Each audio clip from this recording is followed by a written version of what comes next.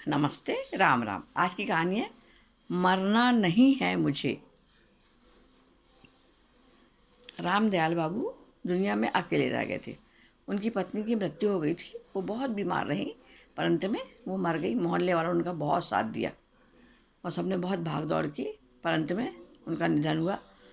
उनकी मृत्यु के बाद उनका बेटा एक विदेश में था। उसका जवाब आ गया, मैं उलझा हुआ हूँ, मैं नहीं आ सकता। ये सुनकर रामदयाल जी को बहुत बुरा लगा। वो बहुत रोए, रात भर रोते रहे।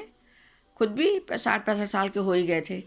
अब उन्हें हर दम ये लगने लगा, मैं दुनिया में अकेला हो गया, मेरा दुनिया में कोई नहीं है, मुझे भी मर जाना चाहिए। पड़ोसी ने उनका बहुत ध्यान रखा, लेकिन फिर भी वो उदास ही बने रहे। हमेशा उदास रहते, कुछ किसी से कुछ कहते नहीं। एक दिन वो सुबह घर से निकले घूमने के नाम से, पर फिर वो लौट कर नहीं आए और चलते रहे बिना किसी उसके। चलते रहे, उनका कोई वो ही नहीं था। चलते रहे। एक बस उनको जाती हुई दिखी तो उस बस में बैठ गए। वो बहुत घंटे तक बस में बैठे रहे। बस बराबर चलती रही।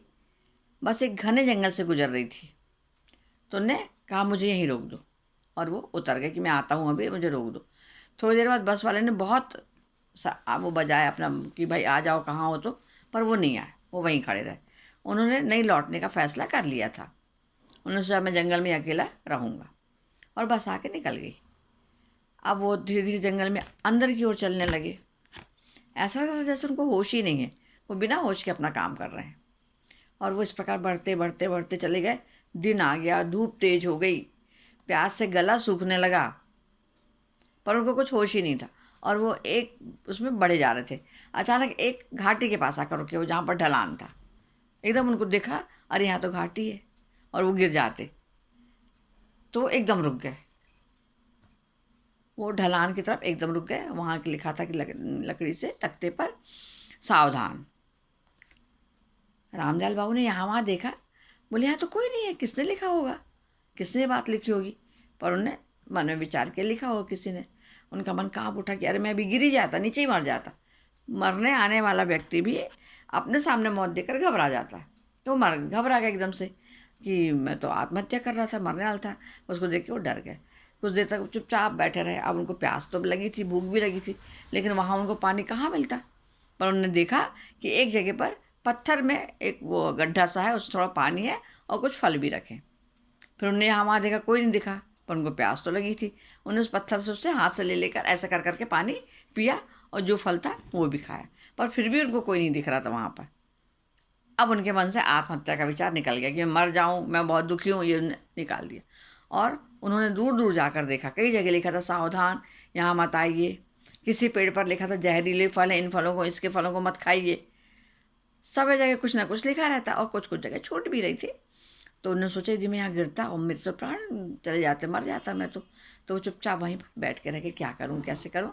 फिर तब वो जोर चिल्लाए कि मेरे प्राण जिसने बचाए वो मेरे सामने तो आओ, मैं आपके दर्शन करना चाहता हूँ। तो पीछे से एक बूढ़ा आदमी हंसता हुआ आया। वो बोला, मैं आपको बहुत देर से देख रहा था, आप यहाँ कैसे आ गए। तो उन्होंने कहा, मैं तो आत्महत्या करने आया था, लेकिन खाई के किनारे लिखे शब्दों से मेरा मन बदल गया। तो उन्होंने, अब क्या करोगे। बोले, सोच रहा हूँ अब क्या करूँ। और वो बेचारे उदास हो गए। तो उन्होंने बाद में आपस में बात की, तो रामदयाल ने पूरी कहानी उनको सुनाई, और वो खूब जोर जोर से रोने लगे। तो उन्होंने कहा, आपने अपना परिचय नहीं दिया। रामदयाल ने उनसे भी तो पूछा। तो उन्होंने कहा, वही मेरा हाल है, तुम्हारा हाल है, और मेरा नाम नरसिंह है। मैं भी बहुत पहले अपने बेटे के साथ जंगल से गुजर रहा था, तो बेटा मेरा गड्ढे में गिर गया और वो मर गया था। और वो इतनी नीचे गिरा था कि हम लोग उस तक पहुँच ही नहीं पा सकते थे। मेरी पत्नी पहले ही मर चुकी थी, अब मेरे पास भी कुछ नहीं बचा था। तो मैंने तय किया कि इस गड्ढे में गिरकर जान दे दूं।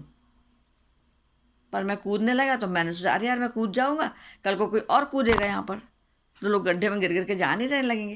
तो मैंने सोचा, नहीं, ऐसा नहीं करना चाहिए, अपन को इसकी लोगों की रक्षा करना चाहिए। बस उन्होंने गड्ढे के चारों ओर पेड़ की डालियाँ खड़ी कर दी और लिख दिया कि भाई सावधान।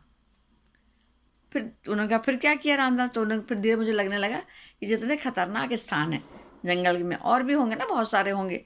तो मैंने उस बेटे की जान लेने वाले गड्ढे के पास ही एक दूसरे स्थान पर भी गड्ढा देखा, वहाँ भी सावधान लिख दिया। और धीरे मैंने निश्चय कर लिया कि जहाँ भी गड्ढे होंगे, जहाँ भी खतरा होगा, वहाँ मैं सबको सावधान करता चलूँगा। अब मैं इसी जंगल में रह रहा हूँ, और अभी मेरा काम ख़त्म नहीं हुआ। खतरनाक स्थानों पर चेतावनियाँ लिखकर लोगों को मैं सजग करता हूँ। कौन सा फल जहरीला है उसको मत खाओ, कौन सा खाने लायक है उसको खाओ, है ना। अब जंगल में इतना खतरा नहीं रहेगा क्योंकि मैंने बहुत सारी सुरक्षा कर दी है। इस बात से मुझे बहुत खुशी है। भटके लोग आते हैं, मैं उनको रास्ता भी बताता हूँ, खाने पीने की का समाधान भी करता हूँ, है ना। यदि ऐसा मैं नहीं करता शायद वो लोग भी मर जाते।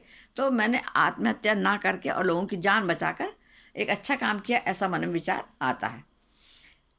उन्होंने सोचा अब क्या करें, दोनों बैठे थे आपस में।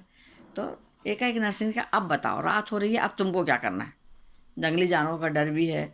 सुबह यदि आज तुम मेरे पास रुक जाओ, मैं तुम्हें सुबह जंगल से बाहर जाने का रास्ता बता दूंगा। उनको वो एक गुफा में ले गया नरसिंह, और वहाँ पर दोनों आपस में लेट के बातें करने लगे। जब सुबह हुई तो देखा कि भाई अब सूरज निकल आया है, तो उन्होंने कहा चलो मैं आपको जंगल के बाहर छोड़ देता हूँ। तो उन्होंने कहा नहीं, मुझे तो कहीं नहीं जाना। बोले क्यों? आप कहाँ जाएंगे? मुझे अब यहीं रहना है, मैं आपके साथ रहूँगा। और जंगल में अभी भी ऐसे जो स्थान है जिनकी अपन को सुरक्षा करना है, उनसे बचाना है लोगों को, तो मैं भी आपके साथ ऐसा ही करूँगा। नरसिंह बहुत खुशी है, बोले क्या सच में तुम मेरे साथ रहोगे? उन्होंने कहा हाँ, मैं आपके साथ रहूँगा। हाँ, मैंने देख लिया है, जीवित रहकर दूसरों को मरने से बचाया जा सकता, खुद मर गए तो कुछ नहीं कर सकते।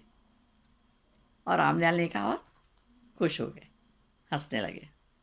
तो मरने के लिए दुख है तो जीने के लिए सुख भी तो कम नहीं है ना। ये विचार करके उन्होंने अपना दोनों ने रहना शुरू कर दिया और दोनों मज़े से रहने लगे। इसलिए आत्महत्या कभी ना सोचे। नमस्ते, राम राम, धन्यवाद।